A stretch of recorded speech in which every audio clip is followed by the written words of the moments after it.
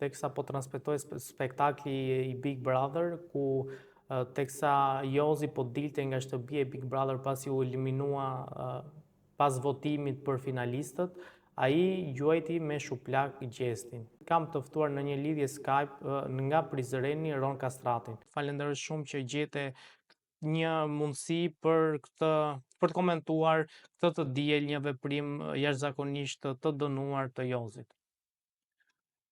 E vlerësoj sigurisht që në raste të tilla ne bashkëpunëtorë, profesionistë, media, aktivistë shumë duhet të jemi të mirë koordinuar për të reaguar në mënyrë profesionale, duke kontribuar në opinionin e gjerë për ta desensibilizuar situatën tronditëse dhe ta themi kështu ankthndjellëse për të gjithë ata të cilët janë sensibël ndaj këtyre situatave, e që unë kam marrë shumë mesazhe dhe shumë reagime, vetëm për një rast të cilin unë do ta konsideroja si një akt të paprecedent, sepse nuk ka ndodhur apo nuk më të ketë ndodhur ndonjë reality show që një veprim i tillë që lirisht mund themi se cilësohet si i dhunshëm, i papritur, disa po e quajnë edhe brutal.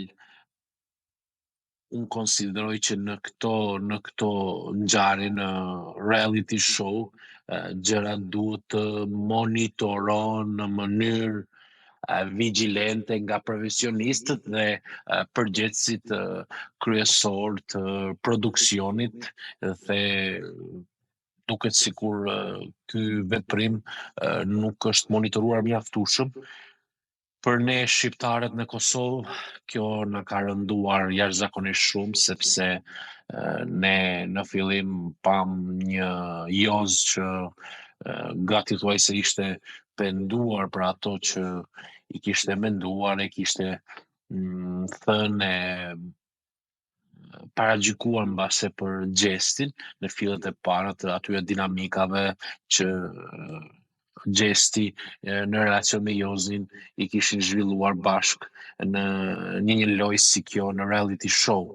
Por tani, në pikën vështrimin psikologjik e analitik, ky akt i paprecedent sipas gjithmonë themi opinionit tim dhe qëndrimit tim personal, duke u bazuar në qasjet e thellësishme të psikanalizës apo teorive të cilave burojnë nga kjo perspektivë, unë mendoj që këtu kemi të bëjmë me ndjenjat e brendshme të frustrimit, e të pasigurisë, e të zemrimit të Jozit, të cilat i ka projektuar tek Gjesti, dhe në relacion me Gjestin mendoj që ai është ndjer i refuzuar ose i dështuar, e që ky frustrim pastaj, ky agresion i brendshëm sigurisht që përveç se është projektuar tek Gjesti, ai në ato momente mund ta ketë parë edhe Gjestin si objekt i një agresioni, ku dhe në atë situatë evidente e ka shpreh një sjellje të cilën ne sigurisht që mund ta cilësojmë jo vetëm të dhunshme, por edhe papranueshme për gjithë audiencën, publikun dhe njerëzit të cilët e ndjekin këtë spektakël të shikuar 24/7, e që sigurisht që duhet të jetë jo vetëm i monitoruar, por edhe i menaxhuar nga këto veprime, ta themi kështu, anti-humane, sepse të godasësh një njeri në një reality show ku ndiqet nga miliona shikues, e që të godasësh një protagonist që mund ta fitoj Bigun e Shqipërisë, e që unë kam binjë se do fitoj, patjetër. Kjo çfarë nuk kupton? Xhelozi, inat, frustrim. Pra, të gjitha këto mund të analizohen në sajt të një paneli profesionistësh e të cilët diskutimin e tyre mund ta procesojnë përmes një etike të mirëfillt për këto incidente të rënda në një reality show. Jeni në ndjeni që reality show duhet ta kenë një vëzhgim të rjedhshëm e të pashkëputur për banorët aty në mënyrë që këto situata të mos përshkallëzojnë ashtu siç përshkallëzuan brëm. Pra, duhet jetë një vëzhgim ditor i sjelljes banorëve. A ka ndodhur kjo? Përveç saj, këto kode të sjelljeve që lirisht mund të jenë të ekspozuar për banorët dhe për audiencën, sa kanë qenë të përfillshme dhe prezente, dhe a ekziston mundësia që këto reality show dhe profesioniste dhe përgjegjës të produksionit të krijojnë një kanal të mbrojtjes për këto reagime të publikut. Ku them një kanal të mbrojtjes, publiku duhet të mbrohet nga këto promovime dhe këto veprime të dhunshme që përveç saj mund të keq modelojnë gjendjen socio-emocionale të gjithë spektatorëve që ndjekin këtë reality show. Dhe në vijimet unë më konsideroj që ky veprim i Jozit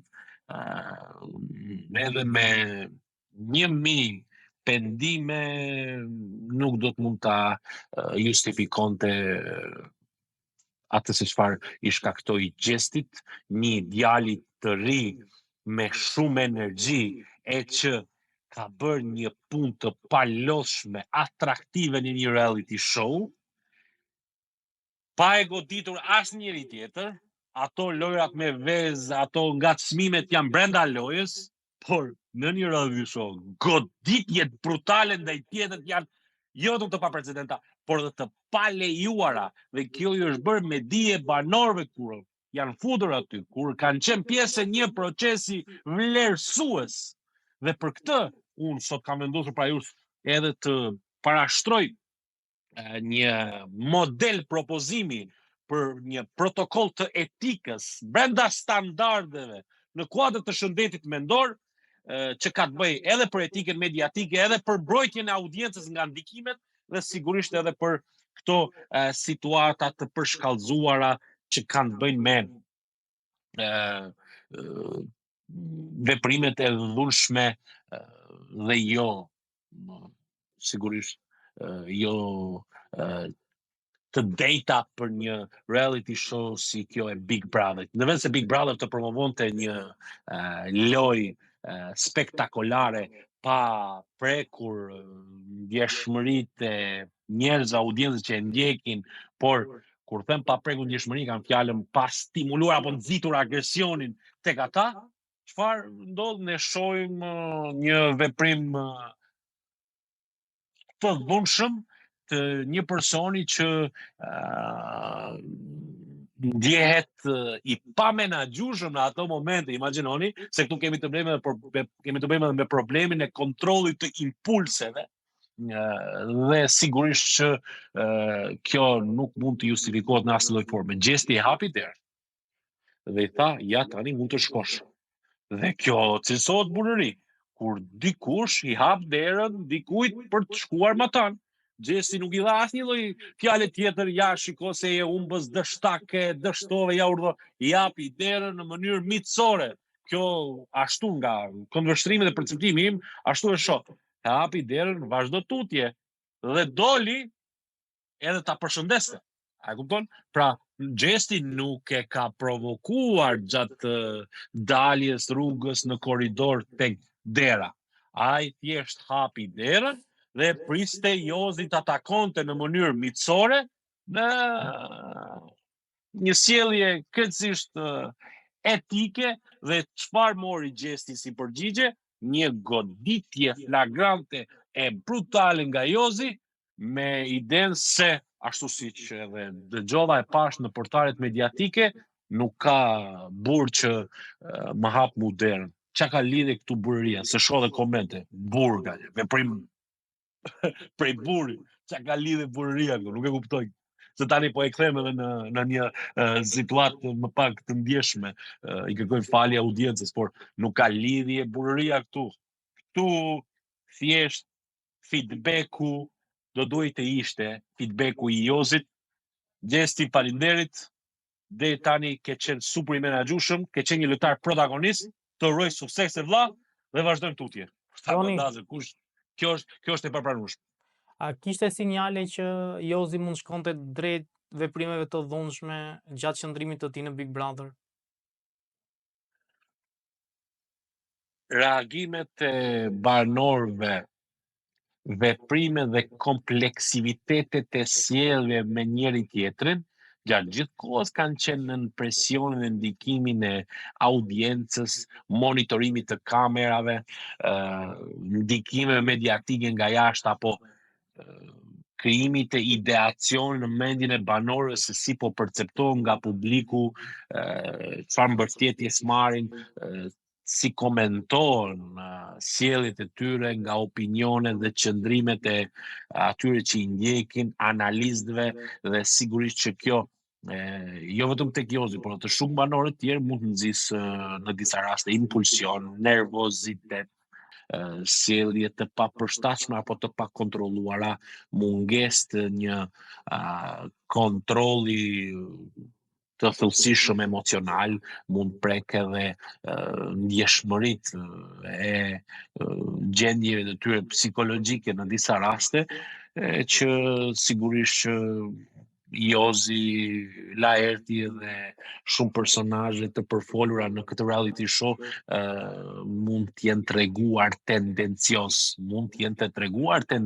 ndaj Gjestit, vetëm duke amensuar se ky është një i ri e që nuk lexon fare, nuk ka lexuar fare, është i pashkolluar, si është e mundur që mund të jetë protagonist apo mund ta fitoj Bigun. Ja pra, këto klasifikime dhe këto perceptime të shtrëmbruara të paqena, se kur them të paqena, nuk mund të jemi plotësisht sakt në atë se çfarë mendojmë dhe kërën përshtimin për personin tjetër, pa pasur argumente dhe fakte.